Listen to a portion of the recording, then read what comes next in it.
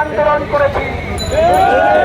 আজকে কেন আমরা এই সরকারের দোষকদেরকে এখনো বাংলার মাটি থেকে বিতাড়িত করতে পারছি না? সবাইকে সচেতন হতে হবে। আমাদের প্রশাসন ভাইদের উদ্দেশ্যে বলতে চাই, আপনারা এখনো ওই স্বৈরাচারদের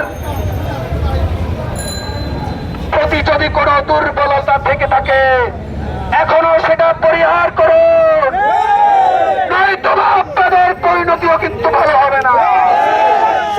এই বাংলাদেশে ছাত্র জনতা আবার ঐক্যবদ্ধ হয়ে যারা ফ্যাসিস্ট হাসিনার দোষকদেরকে পৃষ্ঠপোষকতা করবে তাদেরকেও আমরা প্রতিহত করব।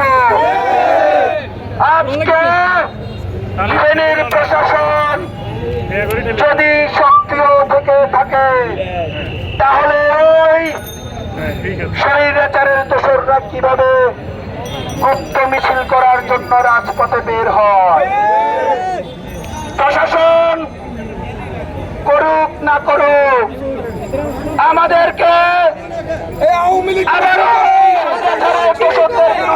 মিছিল করে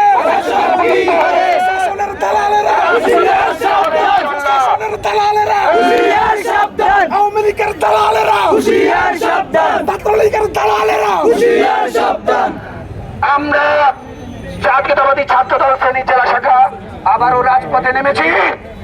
দলের যদি বুকের পাটা থেকে থাকে দেখি আজকে পথ থেকে একটি মিছিল করে তোরা দেখা। আমরা শত গুলির মুখে, পুলিশের গুলির মুখেও এই ফেনীর টাং রোডে মিছিল করেছিলাম। সাংবাদিক ভাইয়েরা সাক্ষী আছে। কিন্তু ওই দেশদ্রোহীদের কোন স্থান ফেনীর মাটিতে হবে না ইনশাল্লাহ। ঐক্যবদ্ধভাবে আবারও আন্দোলন করে তুলতে হবে। এই প্রত্যাশা রেখে আজকের জন্য বিদায় নিচ্ছি। বাংলাদেশ জিন্দাবাদ। বাংলাদেশ জাতীয়তাবাদী ছাত্র দল জিন্দাবাদ। রাষ্ট্রপতি জিয়াউর রহমান।